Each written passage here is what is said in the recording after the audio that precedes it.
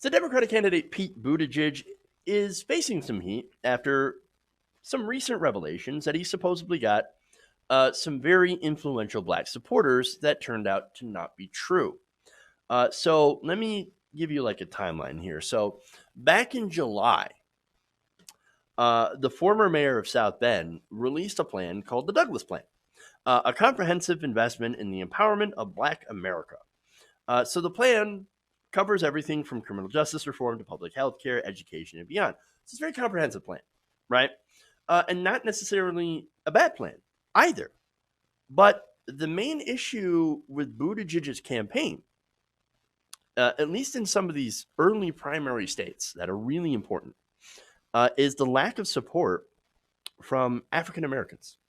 So he does not really have black support. And look, there's a couple of reasons why, right?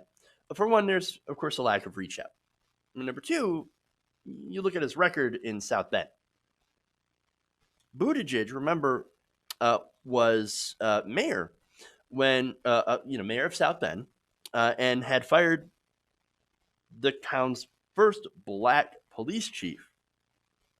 And so there was a huge scandal about that. There were some recordings from some very racist officers that were uncovered, and Buttigieg attempted to cover it back up by firing that police chief. So, yikes. Now, there was also another issue that was brought up, and that's, again, the lack of reach out by the Buttigieg campaign. In fact, during an exchange between a black constituent and Buttigieg back in June, following a shooting of a black man by a police officer in South Bend, we had this exchange. This woman, African American woman, says, "You're running for president and you want black people to vote for you. That's not going to happen," based on his record before. And Buttigieg responded with, "Ma'am, I'm not asking for your vote." Yikes. Oof, not good. All right. So, not only to attempt to remedy that, but also to build support for his plan, Buttigieg and his staff decided to lobby prominent black South Carolinians to try to endorse this plan, to say, hey, look, I'm actually going to be really, really good for the black community. Just look at my Douglas plan, right? Which is named after, of course, Frederick Douglass. So now the Washington Post reported on Monday that Buttigieg had persuaded hundreds of prominent South Black Carolinians to sign on to the plan, even if, and this is the interesting part, they said, look, if you support the plan, to sign on to the plan, even if you're not supporting me, even if you support another candidate, just show that you support my plan. So again, that's super interesting, but also super confusing, because then, as you're going to see later on, signing up for the plan and supporting the plan could be confused with endorsing Pete Buttigieg. And so, of course, that's exactly what happened.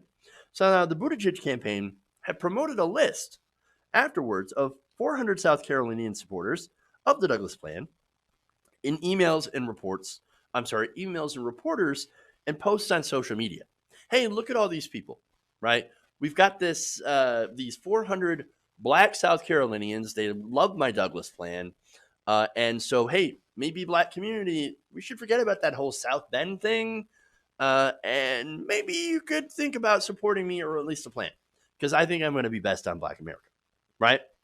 So now some of the supporters, 3 of them, they reached out, right? The Washington Post reached out to them. And those supporters were Columbia City Councilwoman Tamika Devine. You also have State Representative Ivory Thigpen and Johnny Cordero, chair of the state party's Black Caucus. So these are very important, influential politicians. And so scoring those, not necessarily endorsements, but endorsements of the plan, was something that the Pete Buttigieg campaign was actually really hoping to get.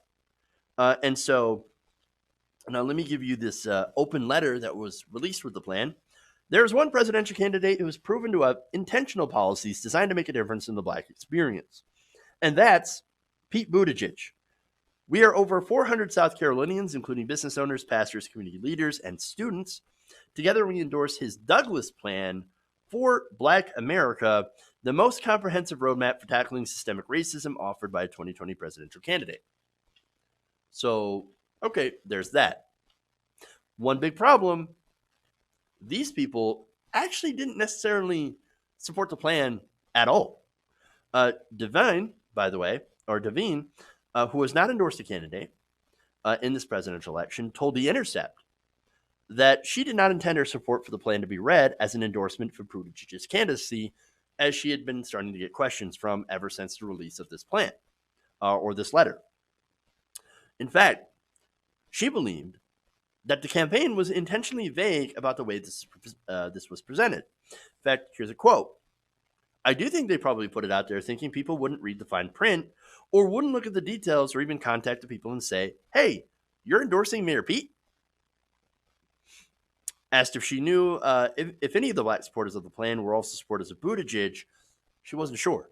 Quote, the only ones I really knew about were me and Representative Thigpen. I don't know many. Actually, now that I think about it, other than the folks working on Mayor Pete's campaign, I don't know of any local elected officials who have endorsed him yet.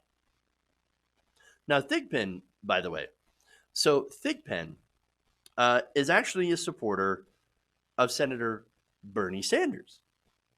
Now, she apparently was very startled.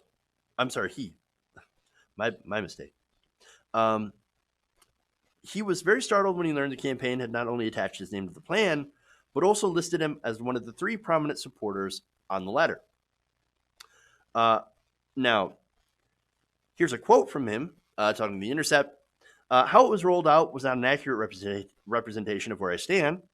I didn't know about its rolling out. Somebody brought it to my attention, and it was alarming to me because even though I had had conversations with the campaign, it was clear to me, or at least I thought I made it clear to them, that I was a strong Bernie Sanders supporter, actually co-chair of the state, and I was not seeking to endorse their candidate or the plan.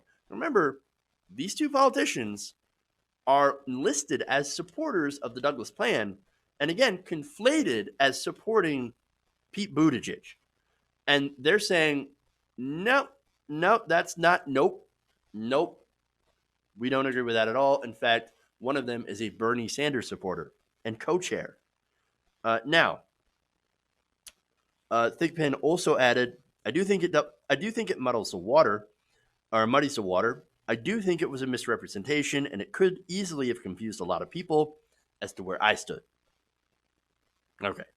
Now, there's also Johnny Cordero. So Johnny Cordero, as of this writing, is no longer listed publicly as a supporter. Now, The Intercept reached him for comment, and he explained that he had never endorsed the plan, nor had he endorsed Buttigieg. Quote, I had some difficulties with the plan. It's entirely presumptuous. And he continues with that quote by saying, it's presumptuous to think that you can come up with a plan for Black America without hearing from Black folk. Yeah, that seems to be an issue on the Democratic side. Well, let's be honest about that. There's a lot of people on the Democratic side, very well-intentioned people who think they know what the Black community needs without actually asking the Black community.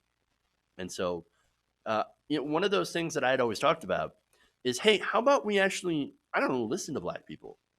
Ask them what they think about these things. Ask them what works best for their community. I mean, instead of presuming to know what they need. I mean, I know it's a simple thing, but a lot of people don't seem to grasp that. But anyway, now let me get to more of Cordero's quote. He said, there's nothing in there that said Black folk had anything to do with the drafting of that plan. Now, I like Pete. Please don't get me wrong. I'll help him in any way I can. I think he's an honest man. I think he's a decent man. I think he has integrity. I'd like to see him keep running. But you don't do that. Those days are over and done with. We're tired of people telling us what we need. You want to find out what we need? Come and ask us. I think that's fairly clear, right? There should be politics 101. But again, what you see from the Democratic establishment is a lot of pandering talking down to, a lot of condescension, and people carrying around hot sauce in their purse. Yeah, that happened. So just talk to the community and actually listen to the community. I know. When they do that, uh, somehow, supporting corporations doesn't seem to be at the top of the Black agenda. I'm just saying. Okay, so now something important to note, right? So now the Buttigieg campaign has made an allegation about why they don't get a lot of African American support in the South. Because, well, Buttigieg is gay, so obviously a lot of Southern Black Christians are very homophobic, right? No. At least Cordero said this, quote, "I don't care what people are telling you. We're not that small-minded. Nobody cares who he's married to. We want to know if he's the kind of person who can carry the message and if he's going to be an effective president." Here's the thing. One more disturbing thing about this plan. Turns out, or I should say the endorsement of this plan, a lot of those South Carolinians, of those 400 that supposedly sign on, aren't even Black. A review of the 422 names in the list of supporters found at least 297 of them did appear in the South Carolina voter file. So, right, so that's important because if they're in the voter file, you can check to see what ethnicity they are. Because in South Carolina, you're still able to check the ethnicity of your voters, and that does not happen in most other states. Okay, so now South Carolina, like I said, does ask for the race of the person in question, and so if you go through those records, those voting records, and you match those up to the people on the list, and that can be difficult to do. It can definitely be time consuming because there could be multiple entries of the same name, right?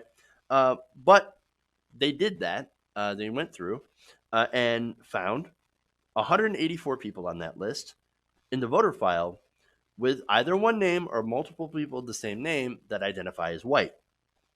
And so they have found that 42% of that list is white. 62% of the 297 names that can be reliably checked are white. So Pete Buttigieg and the campaign, they're lying. They're lying about the Black support in order to say, look at all this Black support we have for our Douglas plan, which again can be misconstrued as support for the Buttigieg campaign. It's so much for being endorsed by 400 Black Americans. Now, we also, as a kicker, find out that the picture on the front of the plan was a picture, and I'll show you this image, right? We find out this picture was lifted by a Google search, or from a Google search. You know what it was taken in? Kenya. There's the other tweet from Ryan Grimm, who did a great job on this. So that's the picture. Kenya. That's the Buttigieg campaign. Look, I've been saying for a while, Pete Buttigieg is an empty suit. Between this and South Bend, he is not going to get African American support. Black voters make up a gigantic Democratic constituency. And this is an example of Black voices, Black faces being used for political purposes without the express permission of the Black community. Again, I can't speak for the Black community, but I know that if I was used in this way, I would be pissed. And so, look, Buttigieg, from his actions, from his words, from him, turning on his policies, becoming more conservative, going after, actual good plans like Medicare for all and things like that, and then doing stuff like this, his campaign, and trying to cover it up with a fun little song and dance. No, he's a bad guy. He's not a good guy. Not only is he not a good guy, but he's also was a terrible mayor and an absolutely atrocious Democratic candidate. Pete Buttigieg should not be in this race in much further. But unfortunately, mainstream media loves him, loves talking, and saying great things about Pete Buttigieg. Oh, the lovely Pete Buttigieg. Look at how he's rising. He's in strong fourth. He's in the lead in Iowa. No, he's a bad guy. Hey guys, hopefully you enjoyed that free video. Now I'm going to have to ask you a favor. Between the demonetization and the YouTube algorithm messing around with view counts, etc., we're having a hard time adjusting to the new YouTube reality, which is where you guys come in. See, we have a Patreon, patreon.com/TYTNation, set up to help us rely on you guys, the viewers, instead of big corporate ads. Look, you know the show. You know I'm not in favor of big corporations anyway.